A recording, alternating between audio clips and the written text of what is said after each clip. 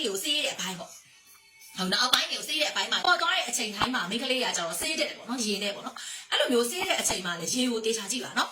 ကျမတို့ကကြာတွေ့ကြအိမ်တိုင်းမှာတက်လိုက်တဲ့အချိန်မှာရေပေါ့နော်ကျမတို့နေသွားတဲ့အချိန်မှာပဲဖြစ်ဖြစ်ခရီးသွားတဲ့အချိန်မှာဖြစ်ဖြစ်လမ်းမှာထမင်းဆိုင်တွေမှာပဲဖြစ်ဖြစ်ပေါ့နော်အဲ့လိုမျိုးနားတဲ့အချိန်မှာဆိုလို့ရှိရင်တကယ်လို့ရေကမတက်အောင်ကျမဆိုလည်းအချင်းရှိရပေါ့နော်ရေနဲ့စေးလဲရမှာကိုတက်ရတယ်လို့ယူဆတာပေါ့နော်ယူဆတဲ့အချိန်ကျတော့အဲ့လိုမျိုးအချိန်မှာရေထဲမှာမတက်အောင်ပေါ့နော်ဖြစ်နိုင်လို့ရှိရင်ဘုံမိုင်ကောင်းကဖွင့်ပြီးတော့ရေကိုတုံးတာမျိုးလုပ်ပါပေါ့နော်ဒီအထဲမှာတခါလေသူ့ရဲ့ဒီအထဲမှာရှိနေတဲ့ရေမျိုးနဲ့တောက်ပြီးတော့စေးလိုက်တာမျိုးမလုပ်ပါနဲ့ဘာလို့လဲဆိုအဲ့ထဲမှာအမုံတွေမွားတွေမတက်တာဖြစ်တဲ့အတွက်ပေါ့နော်တို့ရဲ့ဒီမင်းကိုတွေကိုဒီပိုးဝင်သွားတာမျိုးတွေဖြစ်နိုင်တယ်ပေါ့နော်နောက်တစ်ခုကကြာအဲ့လိုမျိုးနေရာတွေမှာမဖြစ်မနေပေါ့နော်အပေါ်အလေးသွားတာမဟုတ်ဘဲနဲ့ရေမတုံးဘဲနဲ့အပေါ်သွားတာမျိုးဆိုလို့ရှိရင်တီရှူးလေးနဲ့ပဲတုပ်လိုက်တာမျိုးလုပ်ပေးပါဘာလို့လဲဆိုတော့မတက်တာကြီးကိုသွားစေးလိုက်တာကိုယ့်ရဲ့ခန္ဓာကိုယ်ပို့ပြီးတော့ဆိုးစေပါတယ်ပေါ့နော်ဒီတီရှူးလေးနဲ့ပဲတုပ်လိုက်တာတော့ဝက်တီရှူးလေးတုံးလိုက်တာတော့ပို့ပြီးတော့အဆင်ပြေရပေါ့နော်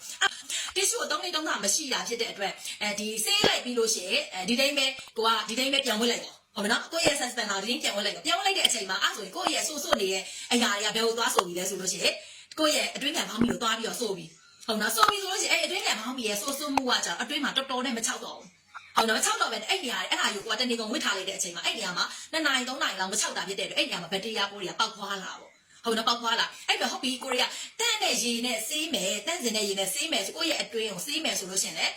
အောက်ကနေအရှိကိုစေးလိုက်လို့ရှိရင်ဒီမင်းမကိုဝါမှာရှိနေတဲ့မတန့်တဲ့ဒီပိုးတွေကနေပြီးတော့ဒီအရှိကဒီမင်း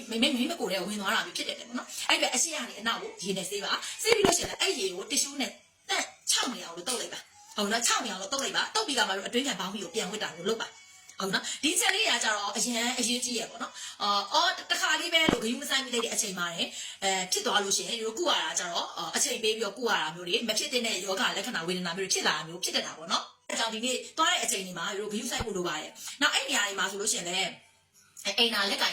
နေရစားပေါ့နော်ကိုကကင်မယ်ဆိုလို့ရှိရင်တ िश ူးနဲ့ကင်လိုက်တာအဲ့နေရာဘက်တီးရီးယားပိုးတွေအရမ်းများတယ်ပေါ့နော်ဒါဘာဖြစ်လို့လဲဆိုအမြဲတမ်းဆိုးထိုင်းပိုင်းနေနေရာလည်းဖြစ်တာဖြစ်တဲ့အတွက်ပိုးတွေပေါက်သွားဖို့အရမ်းလွယ်တယ်